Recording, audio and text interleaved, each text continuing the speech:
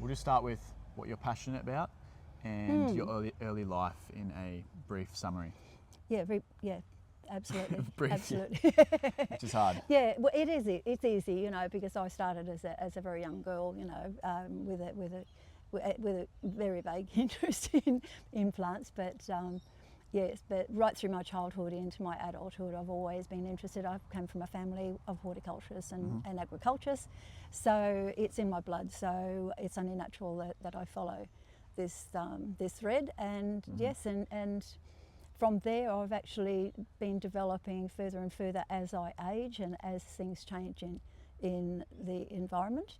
Not only from just vegetable growing for your own perspective, because it's better for you that you do that, and also it's healthier for you to do that, and it's also relaxing. It's very good for your mental state, your mental well-being, to be working in these gardens. I don't know whether you've ever been in that position where you go to the garden, if you feel uptight, you go into the garden and it just calms you straight down. Relaxes. It does, and even being in here right now. It is. Very calming. This is my therapy. If I come riding down through Cotton Tree with holiday makers with their own sets of rules, and having to dive past them, I come here and it's like a big sigh, a big breath, you know, just when I come in here. And it was probably the best thing for my health to be able to come in here and work in this place as a volunteer. Yeah.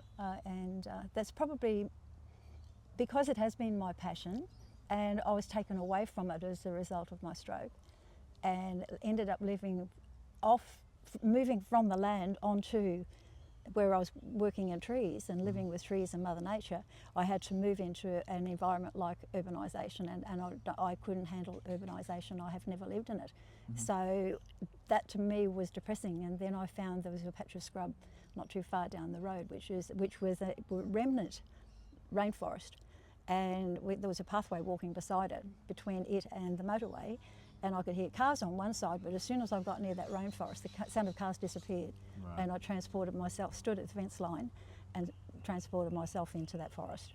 Right. And that made me feel better once I realised that I've got something that I can escape to. And that's what I used to do. So you've always had a real passion for nature. It's always been your Absolutely. special place. Yes, So it always has. What specifically in nature are you most passionate about? Because obviously right now we're in a urban farm, Yes. so on the Sunshine Coast. There's buildings nearby. No, you don't know there's buildings nearby. You're transported into a new world. This is a world of its own. And the people who walk in here to visit all say the same thing. They say, oh, this is wonderful. And you can almost feel, it's almost tangible, the way they explain how they feel about this place and what it makes them feel. They know that there's great vegetables growing in here and lovely fruit, and the plants are always around you.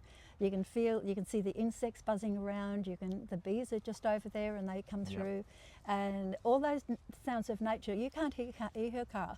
You can't hear anything outside.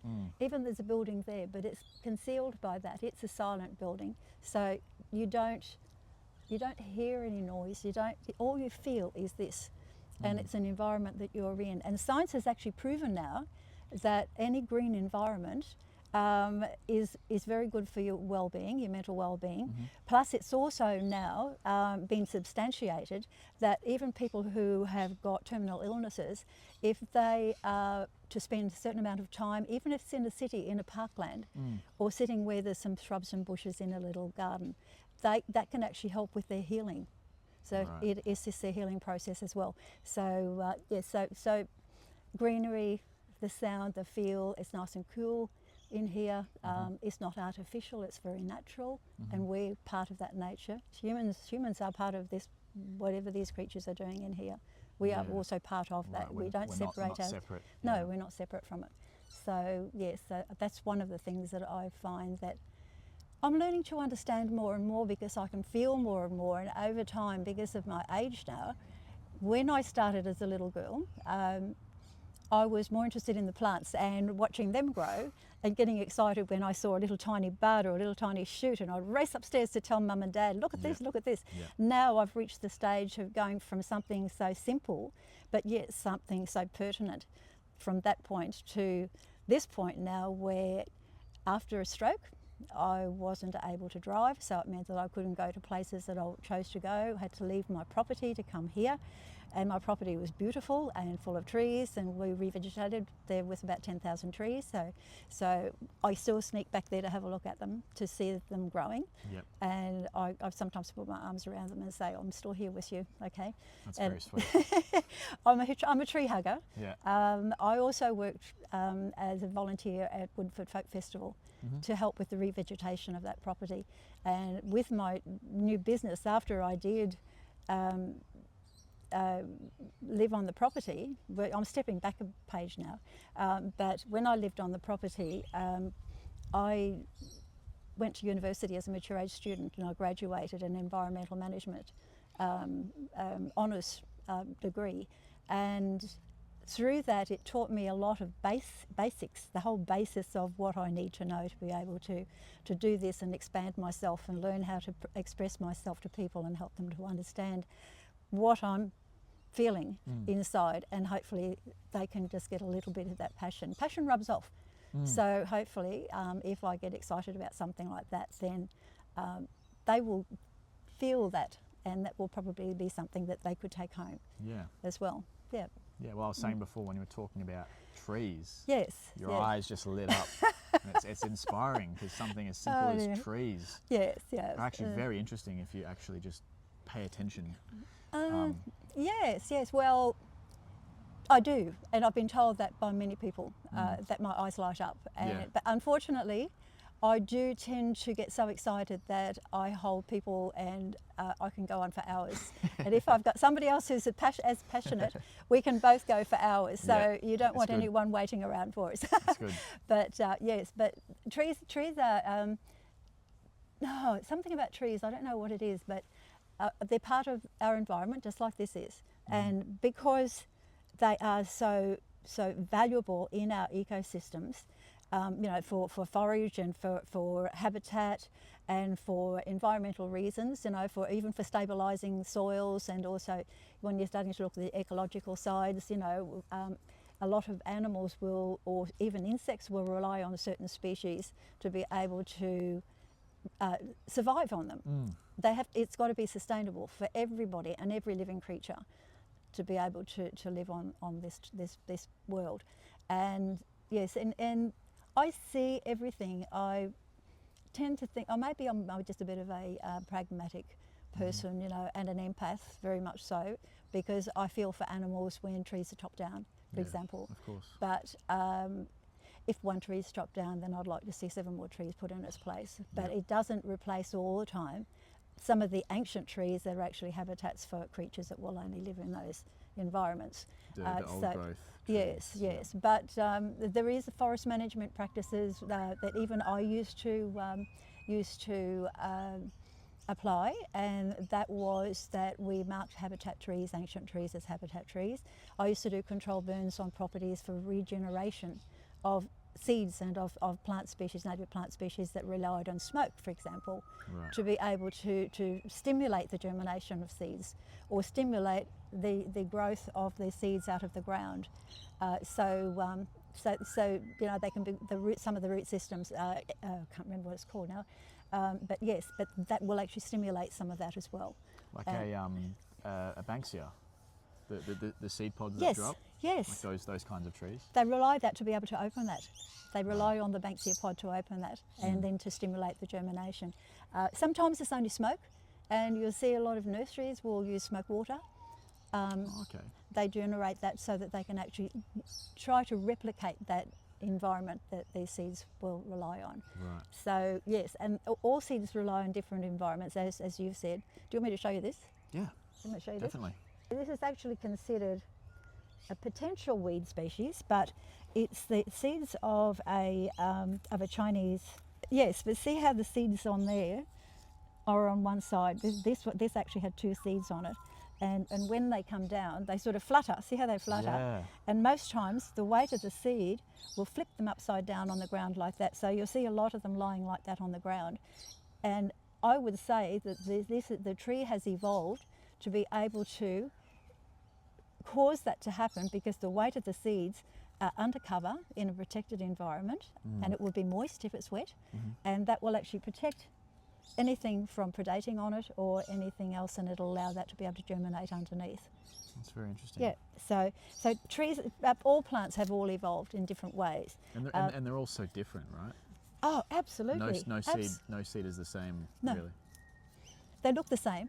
They look the same, but there are a lot of similarities within families of trees or of plants. There's always similarities, and seeds can look alike, but there's a slight difference. Yes, and I've just been doing some working on tiny little seeds. I found a new plant.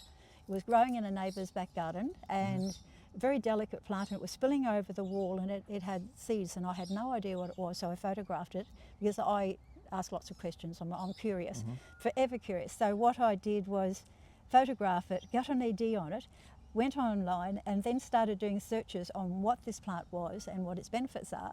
And I did find that the name of the tree, the botanical name, is Cullen tenax, Cullentenax, Okay. and it's called emufoot, is one of the names. Emufoot. Emufoot. Now, it actually grows at our botanical gardens up here at Murici as a meadow, a complete meadow. It's a ground cover. And it is actually nitrogen fixing. And also it is a host plant for the swallowtail butterfly.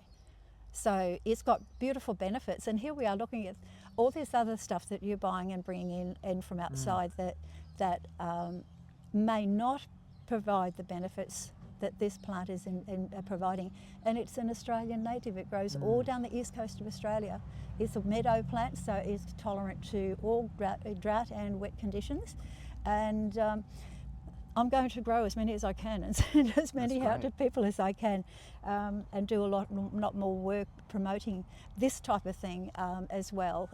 We can put it in our gardens here, for example, because it'll bring the butterflies in. They may not use the other plants because it's not host plant, but at least it's bringing butterflies into this environment, so you'll be able to see them moving around because they're searching for their plant. And if it's in here, not only is it nitrogen fixing, but it's also introducing a new butterfly into this environment. Right, so as it's well. more diversity Yes. in the garden. Yes. So what do you think about the whole native versus exotic debate with plants? I'm not a purist because there are way too many introduced plant species. Some of them do cohabit quite comfortably and they can naturalise. Like this tree here, for example, the Chinese rain tree. I knew it would come. Chinese rain tree.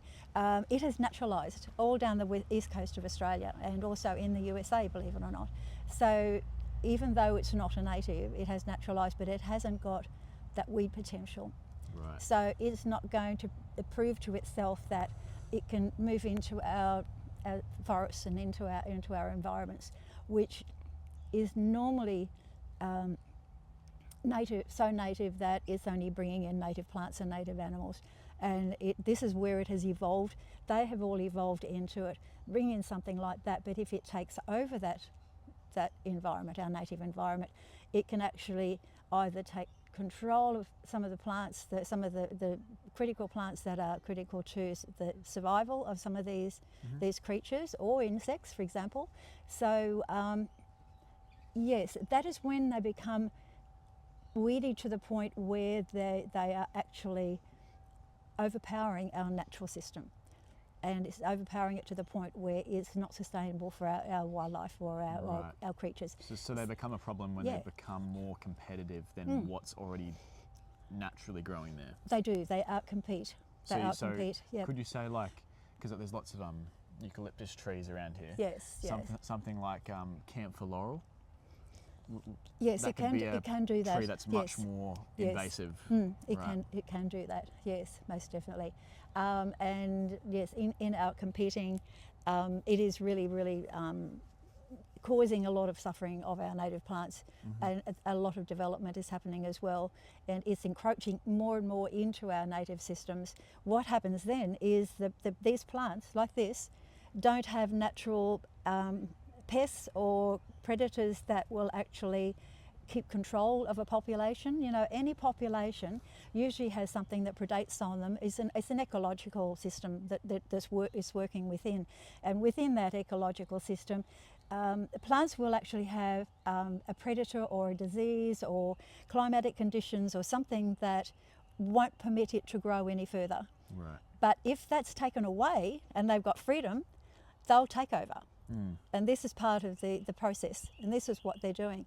Because some of our weedy species, for example, you look at Lantana camara, which is taking over countrysides, particularly around the Queensland and North Queensland area. There have been biologists who have been trying to bring in insects and things like that will actually attack the leaves of these plants to be able to set them back and maybe make them die back. Right. Lantana has been a very tough one to do, and they've tried several processes to be able to do it, and it's still not working effectively. Now with this is one example, because this is one of the areas I studied at university. Yes, and one of my lecturers actually did his research on Lantana camara and the bellbird. You know that beautiful ping ping noise that you hear of birds in the forest? Okay, everyone says how wonderful it is, but they actually, it has been shown that they actually breed within those heavily dense camara-based areas, that Lantana-based areas. So if it's really thick, what they do is they go into there. So the bellbird is a bit like the noisy miner. It's a bully. It's an aggressive bully, and it will chase all of the young native birds away. Now, we have our beautiful eucalyptus forests, and they may have a lot of lantana underneath. This is perhaps setting the scene for you. Now, in there you've got the bellbird is breeding. Now up here you've got our native birds feeding on the nectar and everything. There's a little a creature called a lerp. It's not a scale, but it's a little lerp, and it's got like a very lovely nectar in it, and the birds love it. Our native birds love it, and so does the bellbirds. And what happens? This is how it works. Our native birds will go to have a feed. These bullies will come in and go whoosh and chase them away, and they will feed and feed and feed and feed and feed, and so it will it'll affect the population of our young native birds, because they're not able to access the feed that they need to feed. Also, because the bellbird population is so huge, it just keeps expanding, and the native birds and creatures are starting to diminish. And what's happened now is it's called dieback, because there's so many bellbirds out there. There's still not enough compared to our native birds, which used to all feed and scatter all the time through those trees. They are actually killing the trees because the lerps are taking over, because there's not enough bellbirds now. The bullies won't let the little birds in, where there's a wider natural population. Their population cannot keep the lerps under control. So the lerp is killing our eucalyptus trees, and it's called dieback disease. Yes, so that's just one little example where there's a natural process happening, but when you bring in something that's not natural to the area and they've got no predators, they don't suffer those things that our little native birds are suffering. So that means that there's an imbalance. Whenever there's no equilibrium in a system like that, then you're going to have losses. They're the things that I loved and I studied, because it's nice to know and sit down and look at the lovely plants and say how great they are, which I do. But I think when you look deeper into it, you understand how it actually is functioning, you can learn more about how you can manage it. So what I did was, part of my work was project management. And they were revegetation project management. One was a rainforest restoration, and we had 4 properties, all adjacent to each other, and each of them had their own separate needs. So money was distributed through a funded project to be able to manage those, to be able to bring that whole area with those properties on it back into some sort of natural equilibrium. Right.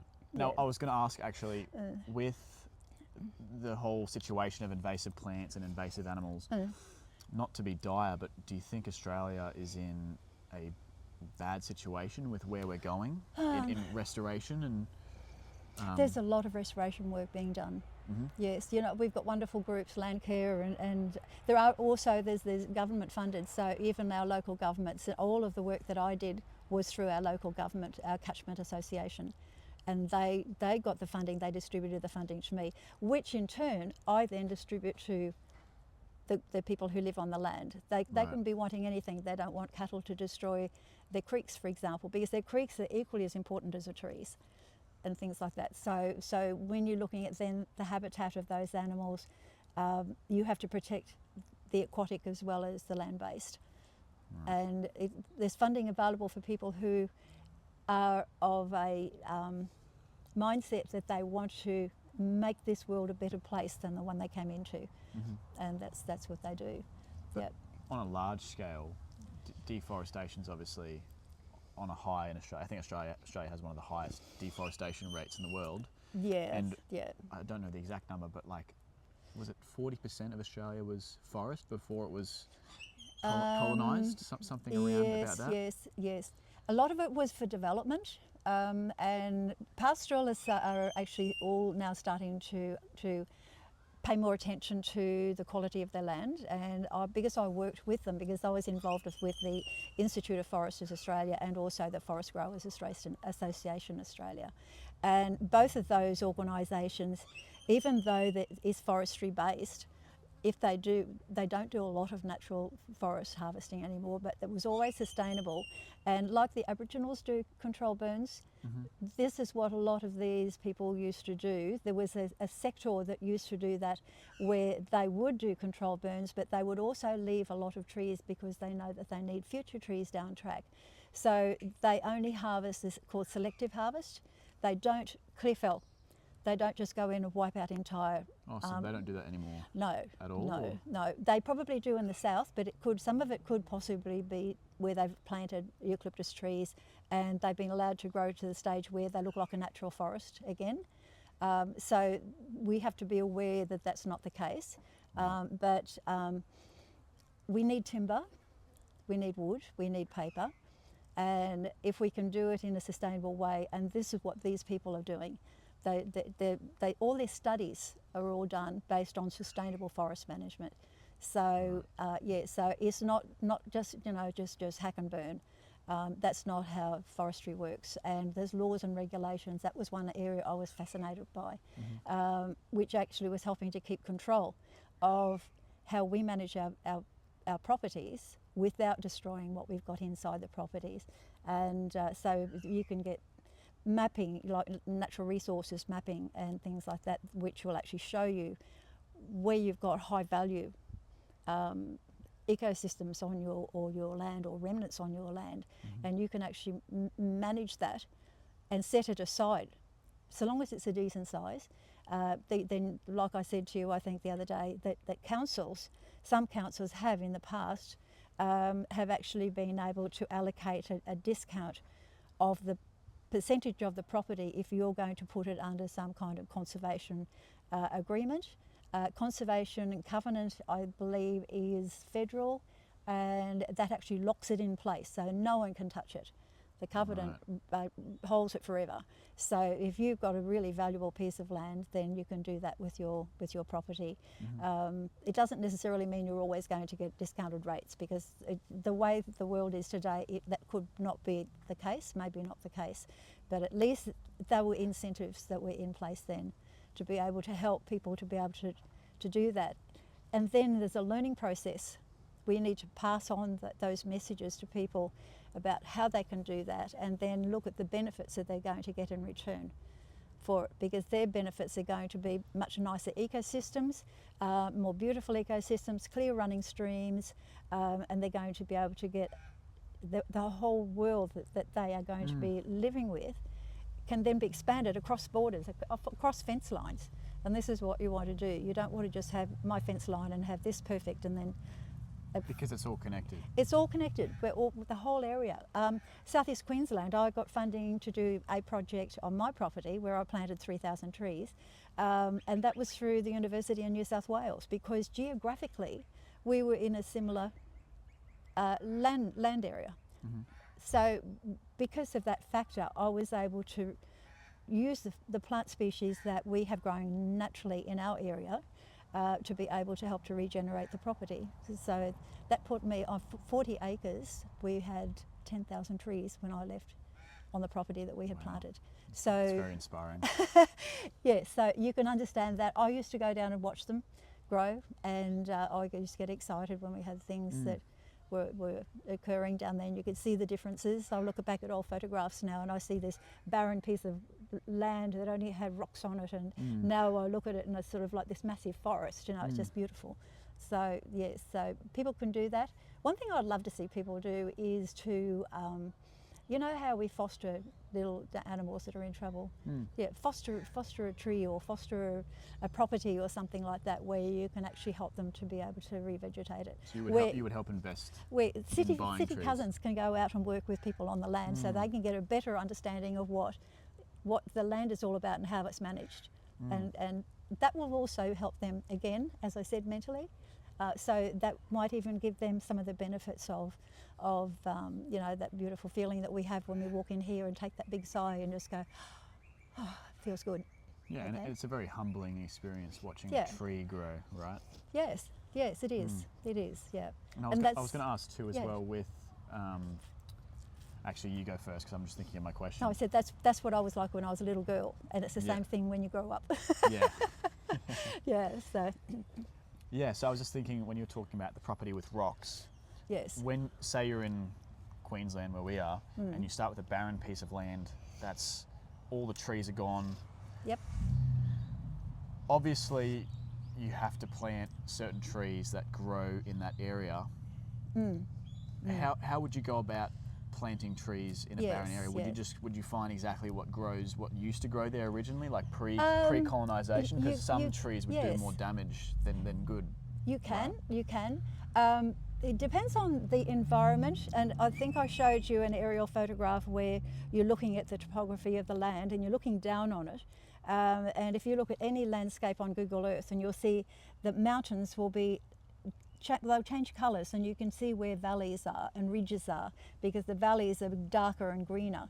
And then up on the ridges, particularly if you've got like a west-facing slope coming this way, then it'll be paler because you'll have more eucalyptus trees there, because they evolve in that condition, in those Right, conditions. it's like okay, microclimates. but they're microclimate.